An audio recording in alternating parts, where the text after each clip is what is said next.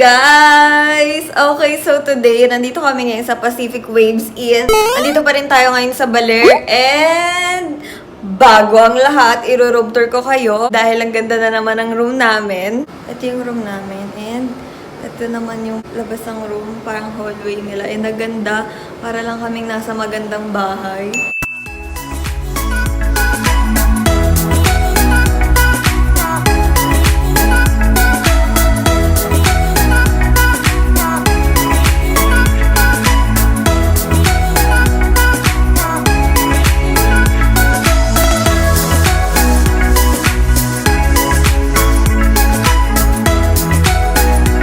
Malapit na kami sa beach. Nagbabala kami ni Love mag-beach ngayon.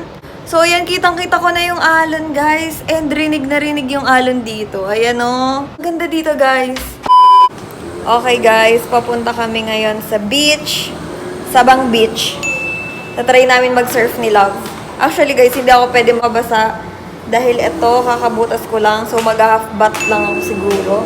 So, ayun, guys. Nandito na kami ngayon sa Sabang Beach. And si Love ay ini-instruct kung paano mag-surf. Pagtatay tayo, hindi tayo naagad po. So, kailangan din lang bigat na ha.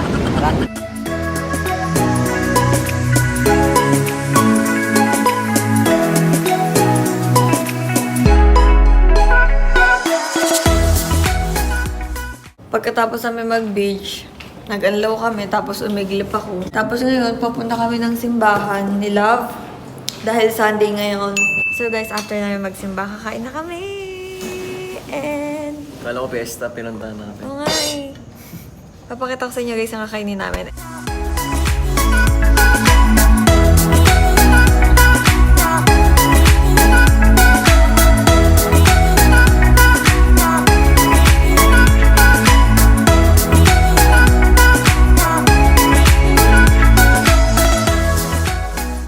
Kumuha na kayo ng pagkain niyo, sabihin niyo kaming kumain. Kanabulong. Kaya kasi tahimik. Oh, yes! Sarap ng sauce. No. Guys, orderin niyo to. Ano nga to? Quattros chicken. Patras chicken. No. Guys, itong Pacific Waves is sobrang lapit niya lang sa beach. Mga 2 minutes lang nalakaran, nandun na kayo sa beach. Sarap.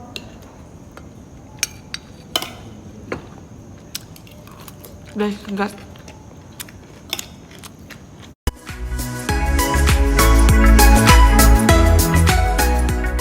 Tapos na kami kumain, guys. Tignan niyo yung chan ko. Oh my God. Ayaw niya pa ipakita. Oh my God.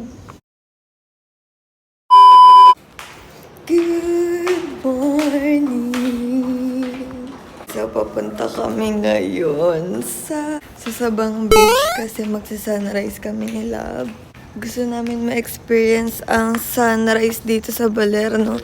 Pang 5 araw na ata namin. Hindi pa namin naaabutan ang sunrise dito dahil tanghali ako nagigising. Kasi ang daming asong sasalubong sa'yo dito. Ewan ko kung kita nyo. Nakikita. Daming aso. Mababait naman sila, guys.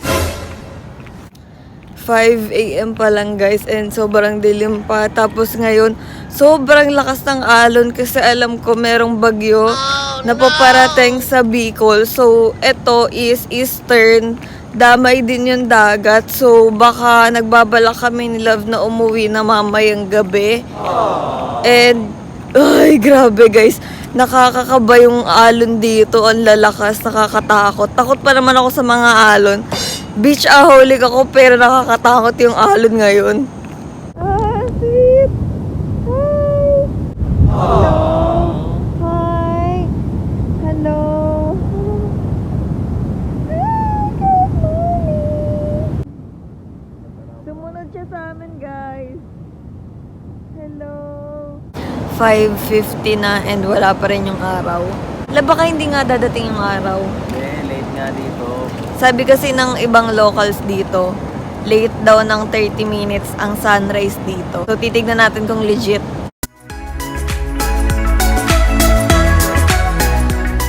Pa rin yung alaga namin. Akuan lang yan. Free taste. Mas late.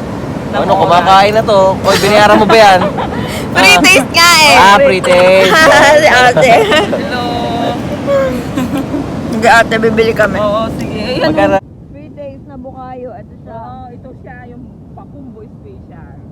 Guys, 200 lang lahat to. Actually, binibenta ni ate ng 8 for 100. Pero nakuha ko siya ng 20 pieces tapos 200 lang. Hindi nga. Eh, di nakapigyan ka pa ng apat. Nakalibre tayo ng 4. Tumawad tayo kay ate. Alalab, grabe yung yung fog sa likod mo. Focus mo nga. Oh, anong oras na? Tapos wala pa ring araw. Feeling namin pumutok na yung araw banda doon.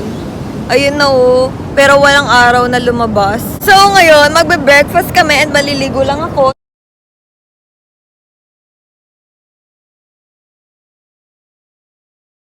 May gustong magpaampon sa amin. Iuwi ka namin sa Cavite.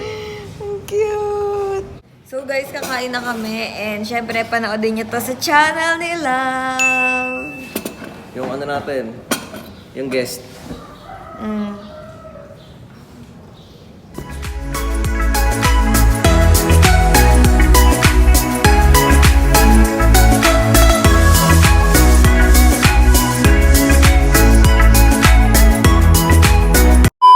So guys, pupunta kami ngayon sa... Saan nga yun, love? Hanging bridge sa Ermita Hill. Sa Hanging Bridge dito sa Baler and tsaka sa Ermita Hill. So, itong OOTD ko is DIY lang yan, guys. Panoodin nyo yun. Akin yan. Damit to ni Love, guys. See you there! Okay, guys. Andito na kami ngayon sa Hanging Bridge. Ayan. Labo-lamo ba yan daw yung pinakamahabang bridge dito sa Baler. Eh. Ayan, yung bridge na yan. And si Love nagpapalipad lang siya ng drone. Tapos mamaya magpipicture na kami doon. So, yun guys. Wala naman entrance fee pero magdodonate kayo. Eto na. So, ayun. 20 years na pala tong tulay na to. Ano yan? 20 years, yung ganto na, yung renovated na ng ganyan.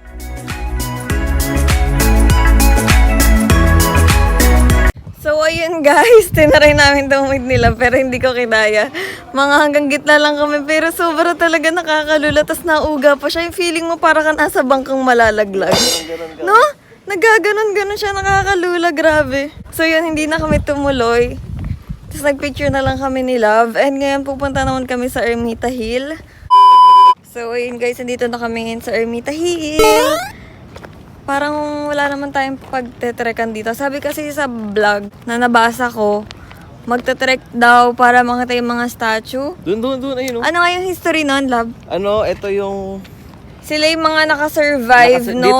Dito pinuntahan yung mga refugee na nakasurvive. Oo. Yung nag-tidal wave. Nagkaroon ng Malaking tsunami. Tapos parang life size din yata yung mga statue Oo, na doon. nabasa ko. Life size nga.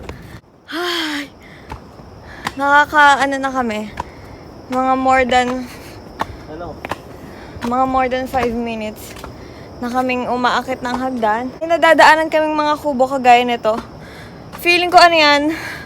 Feeling ko dati talaga tong park. Holy shit. Hala! Ang taas! Oh my God! Guys, grabe! Ayun.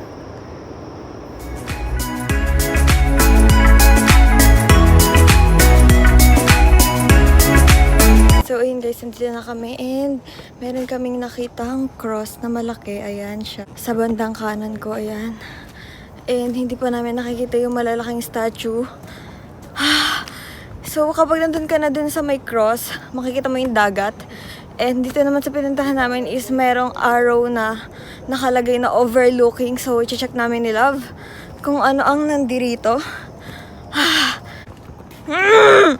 Nakakainis! Guys, yung pinanik namin kanina is yung cross lang. Guys, kung tinuloy namin yun, kakahanap namin sa mga statwa. Wala naman pala doon. Nasa pinakababa pala Nasa yung statue. pinakababa pala siya, guys. Nagtanong kami dun sa tao doon. Meron kasing 3 tao doon. na parang siguro local sila dito. Yung pala nasa pinakababa. Doon pa sa may pinaka-entrance. Wala dito. 15 minutes na kami naglalakad pa akyat. Silab kasi. Ano sila malay ko ba?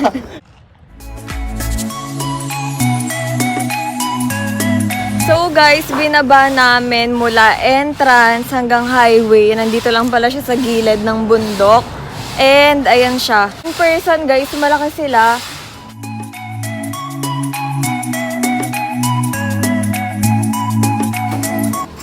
Sa tapat ng mga statwa is merong buko juice. Magbubuko juice muna kami ni Love. And fresh siya. 20,000 ba ate? 20,000 na buko juice. May issues sa vlog nyo.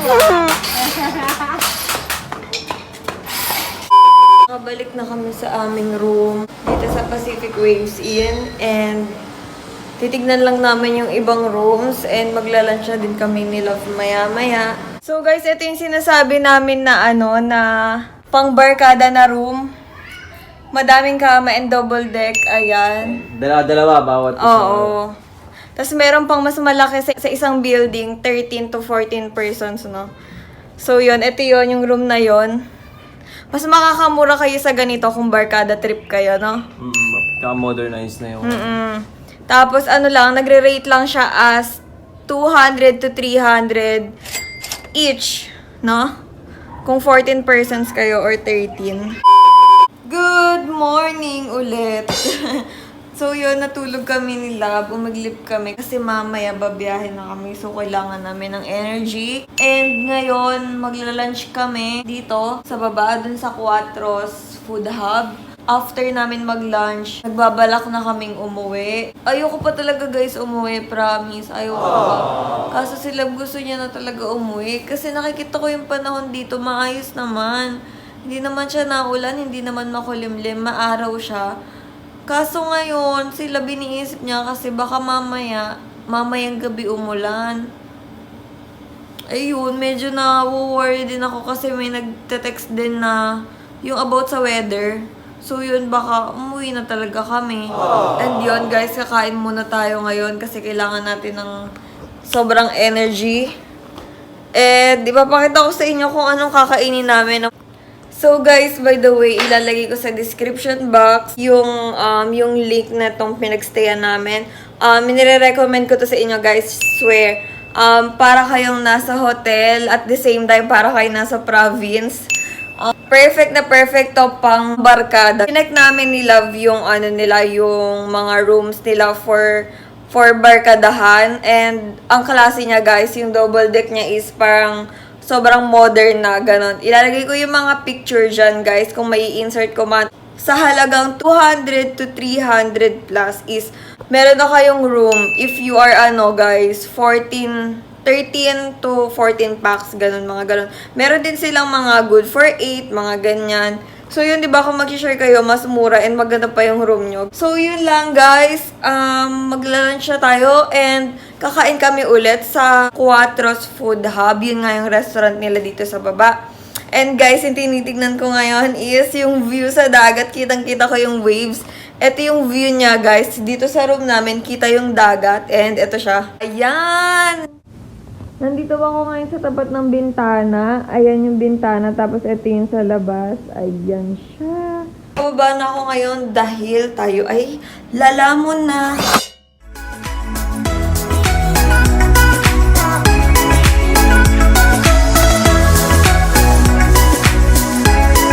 Kakain na tayo ulit. Na naman. Guys, meron kami ditong nasa shell ng buko. Ano ang tawag dyan, Love? Binakol. Chicken binakol. Para siyang nilag. Ay, hindi. Tinola. Ito siya, guys. Akala ko kanina buko juice pagbaba ko.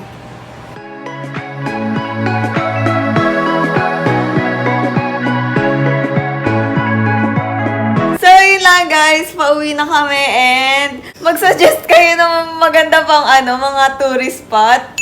And sana magkita-kita tayo doon. And yun lang, guys. Bye!